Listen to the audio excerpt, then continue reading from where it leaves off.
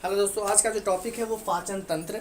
पाचन तंत्र क्या होता है आज मैं एकदम सबसे आसान भाषा में समझाने वाला हूँ। जी हाँ, बिल्कुल। ये पाचन तंत्र क्या होता है, इसके अंतर्गत कौन कौन से अंग आते हैं और क्या क्या कार्य होता है, इस सारी चीज़ों के बारे में हम बताने वाले हैं। तो इस वीडियो को अंत तक बने रहिएगा। देखिए, तो हमने आहार नाल समझ गया। मनुष्य तथा उस श्रेणी के जंतुओं में भोजन के पाचन के लिए विशेष अंग होता है जिसे क्या कहते हैं, आहार नाल कहते हैं, तथा इससे संबंधित तंत्र को पाचन तंत्र कहते हैं। ठीक है। और ये जो आहार नाल का लंबाई होता है वो आहार नाल की लंबाई होता है 8 से 10 मीटर। जी हाँ, बिल्कुल 8 से 10 मीटर होता है। पूरे आहार नाल का जो लंबाई होता है वो 8 से 10 मीटर होता है।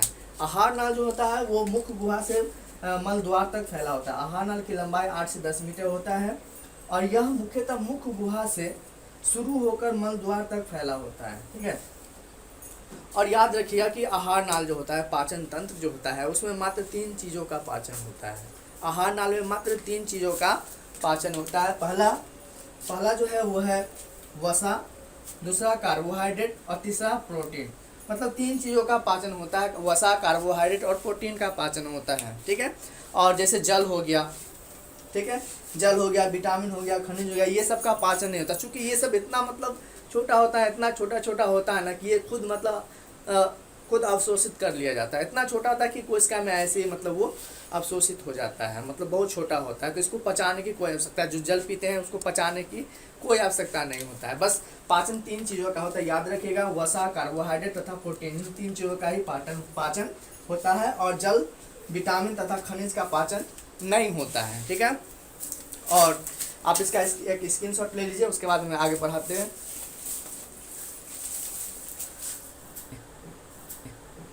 तो समझ में आ गया कि ये पाचन तंत्र को आता क्या होता है। आसानी भाषा में कोई क्वेश्चन पूछा है कि ये पाचन तंत्र क्या होता है, या पूछे कि आहार नाल क्या होता है, एलिमेंट्री कैनाल क्या होता है, या डाइजेस्टिव सिस्टम क्या होता है, तो एकदम आसानी भाषा में बताइएगा। मनुष्य तथा उस श्रेणी के जंतुओं में भोजन के पाचन के लिए एक विशेष अंग होता है जिसे क्या कहते हैं, आहार नाल कहते हैं। और इससे संबंधित जितने भी तंत्र होता है उसको क्या कहते हैं, पाचन तंत्र कहते हैं। ठीक है। आहार नाल की लंबाई कितना होता है, 8 से 10 मीटर। याद रखिएगा, ये 1 नंबर में क्वेश्चन पूछ सकता है कि आहार नाल की लंबाई कितना होता है। तो आहार नाल की लंबाई जो होता है 8 से 10 मीटर होता है। दूसरा क्वेश्चन 1 नंबर में ये भी पूछ सकता है कि आहार नाल जो है कहाँ से कहाँ तक फैला होता है। सिंपली भाषा में बताया कि आहार नाल जो है मुख्य गुहा से मलद्वार तक फैला होता है। ठीक है। ये क्वेश्चन पूछ सकता है कि आहार नाल में किन चीज़ों का पाचन होता है। तो ये एकदम आसान भाषा में याद रखिएगा, वसा, प्रोटीन और कार्बोहाइड्रेट का ही पाचन होता है। 3 चीज़ों का पाचन होता है। बाकी जो जल हो गया, विटामिन हो गया, इन सब चीज़ों का जो है वो पाचन नहीं होता है। याद रखिएगा। चलिए, तो आज हम बताते हैं, एक जॉनी लेवर का फिगर बनाते हैं, उसके जरिए बताते हैं कि ये पाचन तंत्र होता है कैसा और कैसे बनाया जाता है। ठीक है। और उन सभी अंगों के बारे में बताते हैं। ठीक है। फाइनली देखिए, ये जॉनी लीवर का जो पाचन तंत्र है मैंने बना दिया है। देखिए, ये पाचन तंत्र का ये अंग है। ये पाचन तंत्र जो है मुख्यतः हमने लिखवाया था पहले भी कि मुख्य गुहा से शुरू होता है और मल द्वार तक फैला होता है। ठीक है। आहार नाल का जो सबसे पहला भाग होता है वो मुख्य गुहा होता है और इसी में सबसे पहले हम भोजन को रखते हैं। आहार नाल हम पाचन तंत्र का मतलब समझ गए। पाचन तंत्र को क्या काम है, भोजन को पचाना। ठीक है। तो बस याद रखिएगा। तो हमने भोजन सबसे पहले कहा था, ये जो होता है सबसे मुख्य गुहा होता है। मुख्य गुहा मतलब समझ रहे हैं, मुख मतलब मुख समझ रहा है, गुहा मतलब समझ रहे हैं, गुहा मतलब होता है खाली स्थान। देखिए, खाली स्थान है ना, तो बस यही खाली स्थान जो होता है मुंह के अंदर, उसी को क्या बोलते हैं, गुहा बोलते हैं, यानी मुख गुहा। ठीक है। उसके पीछे देखिए ऐसा घंटी जैसा लगा हुआ है, इसको कहते हैं लार ग्रंथि कहते हैं। ठीक है। तो ये सारी चीज़ों के बारे में हम जानेंगे कि लार ग्रंथि क्या होता है, ये लार ग्रंथि का क्या काम होता है और कितने जो है लार ग्रंथियाँ पाई जाती है मुंह के अंदर, वो भी बातें बताएंगे। ठीक है। उसके बाद ग्रास नली है, फूड पाइप जिसको कहते हैं, ग्रास नली हो गया। उसके बाद यकृत, लीवर कहते हैं, लीवर हो गया। उसके अमाशय हो गया, पित्ताशय हो गया। ये हम चाहेंगे कि ये जो फिगर है ना, इसका एक स्क्रीनशॉट ले लीजिए और बना लीजिए। मैं उसके बाद जो है सो बारी बारी से समझाऊंगा मुख्य गुहा क्या होता है, इसका क्या काम होता है, ये दिखने में कैसा होता है, सबका अलग अलग होता है, इसी से पहचान होता है लोगों का। तो मैं चाहूँगा फाइनली आप इसका एक स्क्रीनशॉट ले लीजिए। चलिए, तो आगे बढ़ते हैं। और ये जो है पाचन तंत्र को आगे बढ़ते हैं। पाचन तंत्र का जो सबसे पहला अंग है, आहार नाल का जो सबसे पहला अंग है मुख्य गुहा, उसके बारे में हम चर्चा करते हैं। जी हाँ, मुख्य गुहा के बारे में जानते हैं कि ये मुख्य गुहा क्या होता है। ठीक है। ये जो आहार नाल का मुख्य गुहा जो है आहार नाल का सबसे पहला भाग होता है। नोट कर लीजिए, अगर आपके पास पेन कॉपी है तो नोट कर लीजिए। मुख्य गुहा जो है यह आहार नाल का सबसे पहला, हेडिंग डाल लीजिए, मुख्य गुहा बकल कैविटी,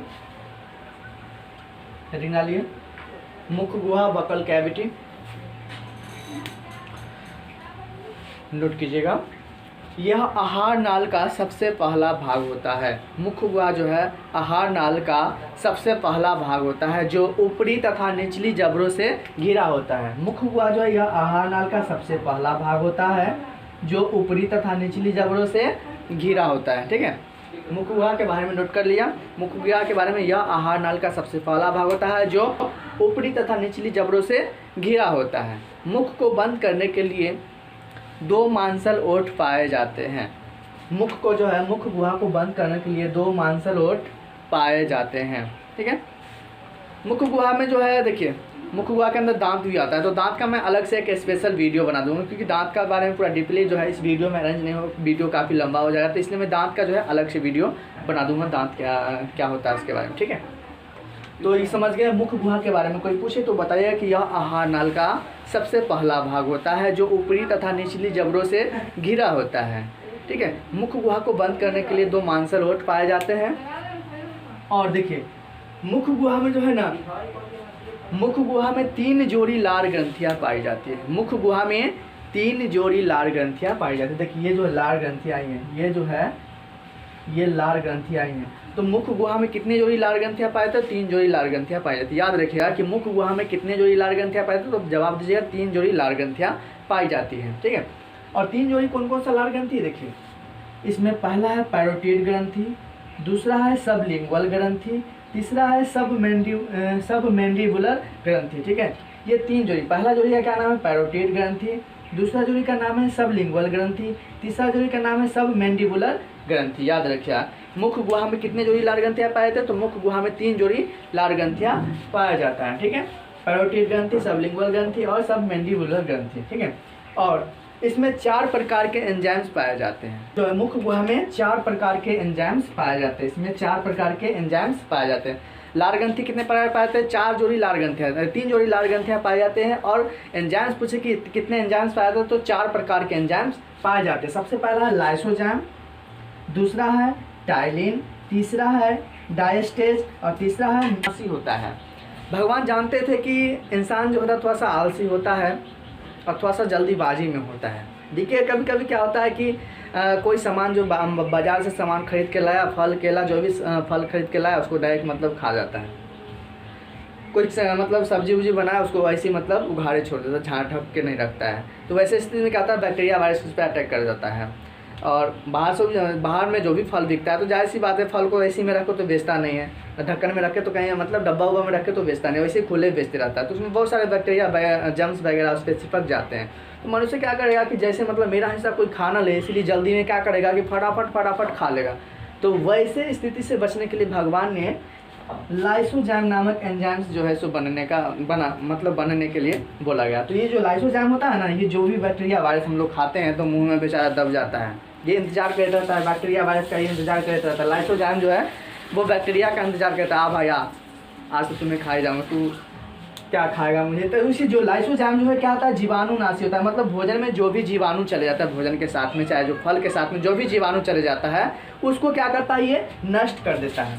दूसरा है टाइलिन और तीसरा है डायस्टेज। ये दोनों का एक ही काम होता है, इसका काम होता है स्टार्च समझ रहे हैं, मंड चोकर स्टार्च। ये जो मंड या चोकर, मंड मतलब समझ रहे हैं, मंड चोकर जो सब लोग जानता है, जो आटा को चालते हैं चलनी से, उसके बाद जो बच जाता है उसको क्या कहते हैं, चोकर कहते हैं। मतलब और मंड भी वही हुआ, मंड जो मतलब कोई भी अनाज ले लीजिए, गेहूं ले लीजिए, चावल ले लीजिए, और उसके ऊपर का जो सबसे हल्का परत जो होता है उसी को क्या कहते हैं, मंड या स्टार्च या मंड या चोकर का पाचन करता है। चौथा है म्यूकस। चौथा क्या है, चौथा जो है म्यूकस, ये भोजन को चिपचिपा बनाता है। चौथा क्या है, म्यूकस, ये जो है भोजन को चिपचिपा बनाता है, एकदम पेस्ट की तरह। ठीक है, ये लार ग्रंथि, जो है लार में 4 प्रकार के एंजाइम्स पाए जाते हैं। ये लार फिर होता है क्या, लार के बारे में बता दूं। लार जो है एकदम, लार के बारे में कोई पूछे तो बताइए कि लार जो है ये लार ग्रंथि से स्रावित होने वाला द्रव है। लार ग्रंथि से स्रावित होने वाला द्रव है। कोई लार के बारे में पूछे, सैलिवा के बारे में पूछे तो बताइए कि लार ग्रंथि से स्रावित होने वाला जो द्रव होता है उसको क्या कहते हैं, लार कहते हैं। ठीक है, लार का पीएच मान होता है 6.8 होता है। लार का पीएच मान कितना होता है, 6.8 होता है। ठीक है, और ये स्वाद में अम्लीय होता है। इसको टेस्ट कीजिएगा कभी, लार को मतलब निकाल करके बोतल में भर करके फिर से पीजिएगा तो वो अम्लीय होता है। स्वाद में कैसा होता है, अम्लीय होता है। और एक दिन में 1 लीटर लार का शराब होता है। एक दिन में 1 लीटर लार का शराब होता है। उसको जब मापोगे ना किसी मापने वाला से, तो एक दिन में 1 लीटर लार का शराब होता है। ठीक है, तो ये आप एक बार इसका वीडियो स्क्रीनशॉट ले लीजिए, फिर मैं आगे बढ़ते हैं। समान डायरेक्ट बोलिएगा, ग्रास नली के बारे में कोई पूछे डायरेक्ट बोलिएगा, यह एक नली की समान रचना है जो ग्रसनी से शुरू होकर अमाशय तक फैला होता है। इसका लंबाई कितना होता है? इसका लंबाई जो होता है 25 सेंटीमीटर होता है। ग्रास नली की लंबाई कितना होता है? 25 सेंटीमीटर होता है। ग्रास नली की लंबाई 25 सेंटीमीटर होता है। और ग्रास नली में भोजन का पाचन नहीं होता है। ग्रास नली में एक प्रकार की गति होती है जिसे क्या कहते हैं? कर्माकुंचन गति कहते हैं। ठीक है, ये अमाशय का ये फिगर रहा। ठीक है, अमाशय के बारे में जब भी कोई पूछे तो बताइएगा, अमाशय एक थैली की समान रचना है जो उदर गुहा की बाईं ओर स्थित होता है। क्या बोलिएगा? एकदम आसान भाषा में बोलिएगा, अमाशय एक थैली की जैसी रचना है जो उदर गुहा की बाईं ओर स्थित होता है। इधर इस साइड में, बाएं साइड में ये स्थित होता है। इसलिए बोला जाता है कि खाना खा के हमेशा बाएं साइड करवट करके सोना चाहिए ताकि भोजन का पाचन वो आसानी से होता है। तो एकदम आसानी भाषा में बोलिएगा, अमाशय के बारे में कोई पूछता है तो बोलिएगा कि अमाशय एक थैलीनुमा रचना है जो उदर गुहा की बाईं ओर स्थित होता है। इसका जो लंबाई होता है ना, इसका लंबाई होता है 30 सेंटीमीटर होता है। कितना होता है? इसका लंबाई जो होता है 30 सेंटीमीटर होता है। और इसका जो चौड़ाई है वो आप पे डिपेंड करता है कि आप कितना खाते हो। जितना खाइएगा उसका उतना चौड़ाई बढ़ते जाएगा, उतना पेट निकलते जाएगा, बाहर निकलते जाएगा।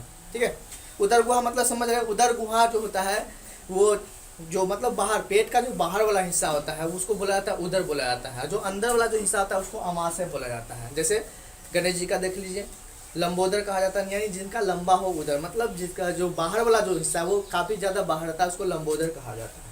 ठीक है, तो अमाशय समझ में आ गया। अमाशय के बारे में कोई पूछा तो बोलिए, अमाशय एक थैलीनुमा रचना है जो उदर गुहा की बाईं ओर स्थित है। इसकी लंबाई कितना होता है? 30 सेंटीमीटर होता है। अब देखिए, अमाशय जो होता है ना, वो अमाशय 3 भागों में बांटा होता है। एक तो ये वाला भाग होता है, इसको कहा जाता है कार्डियक भाग, और ये बीच वाला जो भाग है इसको कहा था फंडिक भाग, और ये वाला जो है इसको कहा था पाइलोरिक भाग कहा जाता है। स्टॉप कर सुबह। तो समझ में आ गया, ये जो अमाशय है वो अमाशय 3 भाग में बता दो। सबसे ऊपर वाला भाग होता है, जो पहला भाग होता है उसको क्या कहते हैं? कार्डियक भाग कहते हैं। क्या कहते हैं? कार्डियक भाग कहते हैं। और जो बीच वाला भाग होता है उसको कहते हैं फुंडिक भाग कहते हैं। क्या कहते हैं? फंडिक या फुंडिक भाग कहा जाता है। और जो अंतिम वाला भाग होता है उसको पाइलोरिक भाग कहा जाता है। ठीक है, और ये देखिए, अमाशय के जो है अंत में, अमाशय के दीवार में एक ग्रंथि लगा होता है। अमाशय का जो दीवार है, ये धंसा हुआ वाला जो दीवार है, इसमें एक ग्रंथि लगा होता है, उसको कहते हैं जठर ग्रंथि। क्या कहते हैं? जठर ग्रंथि कहते हैं। अमाशय की दीवार में एक ग्रंथि लगी होती है जिसे क्या कहते हैं? जठर ग्रंथि कहते हैं। जठर ग्रंथि जो है क्या चीज का स्राव करता है भाई? जठर ग्रंथि जो है जठर रस का स्राव करता है। किसका स्राव करता है? जठर ग्रंथि जठर रस का स्राव करता है। ठीक है, और ये जठर रस के जो है वो, जठर रस में मतलब कौन कौन सा रस होता है बताते हैं। देखिए, जठर रस में होता है हाइड्रोक्लोरिक अम्ल होता है, रेनिन होता है, पेप्सिन होता है। ये सारे रस जठर रस से शराब होता है। और एक दिन में 3 लीटर जठर रस का शराब होता है। एक दिन में 3 लीटर जठर रस का शराब होता है।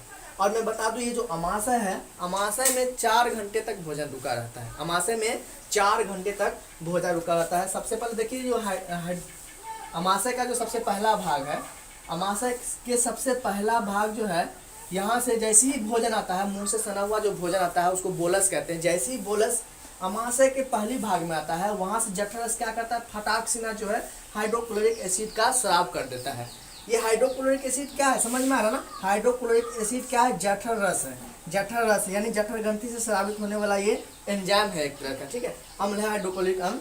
ये जठर रस है। ठीक है, ये जठर ग्रंथि से स्रावित होने वाला हाइड्रोक्लोरिक अम्ल। ये हाइड्रोक्लोरिक अम्ल क्या करता है कि जैसे ही बोलस समझ रहे ना, भोजन जो मुंह से सना हुआ जो भोजन होता है, जैसे ही अमाशय पहुंचता है तो जठर ग्रंथि क्या करता है कि हाइड्रोक्लोरिक एसिड का स्राव कर देता है। जैसे ही स्राव करता है तो क्या करता है कि भोजन में, जैसे शराब करता है तो क्या करता, जैसे ही शराब मतलब होता है तो क्या होता है, भोजन में जितने भी, भोजन के बाद जितने भी बैक्टीरिया आता है, वायरस आता है, वो सब क्या होता है यहीं पर ख़त्म हो जाता है।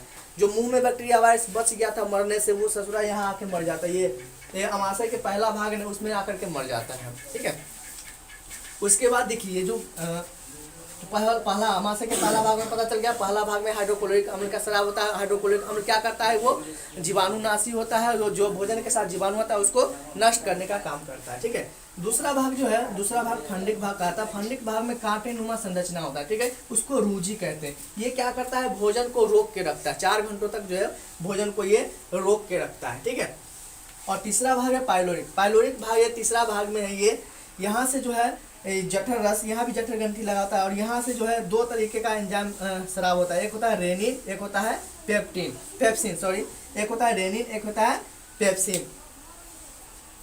पास करता है। और ये रेनिन जो है, ये रेनिन दूध को दही बनाने का काम करता है। रेनिन जो है, रेनिन क्या है पता चल गया, रेनिन क्या है, जठर रस है। ये जठर रस क्या करता है, दूध को दही बनाने का काम करता है। ठीक है, दूसरा है पेप्सिन। पेप्सिन क्या करता है, जो भोजन में प्रोटीन रहता है उसको पचाने का काम करता है। जो भोजन में प्रोटीन होता है उसको पचाने का काम करता है, और प्रोटीन को क्या करता है, ये पेप्टोन में बदल देता है। प्रोटीन को क्या करता है, ये पेप्टोन में बदल देता है। ठीक है, और ये इसको एक बार आप लोग फोटो खींच लीजिए, फिर हम आगे बढ़ते हैं। तो अमाशय समझ में आ गया। अमाशय के बारे में कोई पूछेगा तो बताइए। अमाशय एक थैलीनुमा रचना है जो उदर गुहा की बाईं ओर स्थित होता है। अमाशय की लंबाई कितना होता है, 30 सेंटीमीटर होता है। अमाशय मुख्यतः 3 भागों में बटा होता है। सबसे पहला भाग को कहते हैं कार्डियक भाग, दूसरा भाग को कहते हैं फंडिक भाग, और तीसरा भाग को कहते हैं पाइलोरिक भाग कहते हैं। ठीक है, अमाशय की दीवार से एक ग्रंथि लगा होता है। अमाशय की दीवार में एक ग्रंथि लगा होता है जिसे क्या कहते हैं, जठर ग्रंथि कहते हैं। क्या कहते हैं, जठर ग्रंथि कहते हैं। जठर ग्रंथि से जठर रस का स्राव होता है। एक दिन में 3 लीटर जठर रस का स्राव होता है। जठर रस में मुख्यतः 3 तरह के एंजाइम्स होते हैं। पहला एक होता है हाइड्रोक्लोरिक अम्ल, दूसरा होता है रेनिन, और तीसरा होता है पेप्सिन। ये हाइड्रोक्लोरिक एसिड जो है अमाशय के सबसे पहले भाग में जैसे ही भोजन आता है तो स्रावित होता है और भोजन में मौजूद जीवाणु को नाश करने का काम करता है। दूसरा है रेनिन। रेनिन जो है वो दूध को दही बनाने का काम करता है। तीसरा है पेप्सिन, वो क्या करता है, प्रोटीन को पेप्टोन में बदलने का काम करता है। ठीक है, आशा करता हूँ ये अमाशय समझ में आ गया। चलिए हम आगे बढ़ते हैं। देखिए कई बार क्या होता है कि आदमी जब सिंपल खाना खाएगा तो एकदम ढका रहा, एकदम नॉर्मल ढका कर खाना पच गया। लेकिन कई बार क्या होता है कि आदमी भोज खाने जाएगा तो वहाँ जानते हैं भोज में अच्छा पकवान रहता है, पूरी कचौरी जो भी मांस वगैरह जो रहता है एकदम खा जैसे कभी मिलेगा ना उस तरीके से दबा के खा लेगा।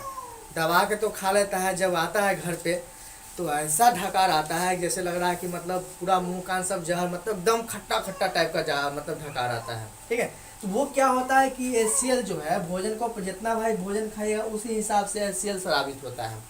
अब भाई ज़्यादा भोजन खाइएगा तो ये HCl का स्राव ज़्यादा होगा ना। HCl जो है बहुत ही खट्टा होता है, बहुत ही अम्लीय होता है। इसका pH मान लगभग 2 होता है। इसका जो pH मान होता है लगभग 2 होता है। ठीक है, pH का मतलब होता है पावर ऑफ हाइड्रोजन। दूसरे का वीडियो में बताएंगे pH का पूरा बारे में कि pH क्या होता है। इसका जो pH मान तो लगभग 2 होता है, और ये बहुत ही खट्टा होता है, बहुत ही अम्लीय होता है। तो ये जितना भोजन खाएगा उसी हिसाब से ये जो जठर रस है उतना स्राव करेगा हाइड्रोक्लोरिक एसिड। जब मतलब भोजन नॉर्मली खाते तो ये थोड़ा सा कम मात्रा में स्राव होता है, लेकिन जैसे ही भोजन ज़्यादा खाते तो ये क्या करता है, ज़्यादा जल्दी पचाने के लिए ज़्यादा मात्रा में HCl का स्राव करता है। वैसे स्थिति में क्या होता है कि भोजन जो है जब ढकार आता है तो वो खट्टा खट्टा सा ढकार आता है, तो कहता है कि खट्टा ढकार आ रहा है। ठीक है, और इसी कारण से जो है गैस भी बनता है। तो क्या जाएगा डॉक्टर के यहाँ, तो वहाँ क्या देता है ORS, जिसको मिल्क ऑफ मैग्नीशिया कहा जाता है। मैग्नीशियम का दूध कहा जाता है, मिल्क ऑफ मैग्नीशिया। तब जाकर के पिएगा तब ये ठंडक पहुँचता है। ठीक है, आगे जो बच गया छोटी आंत, इसके बाद जो भोजन जाता है वो छोटी आंत में जाता है। तो छोटी आंत का जो मैं क्लियर है वो अगले पार्ट में क्लियर करूँगा। ओके।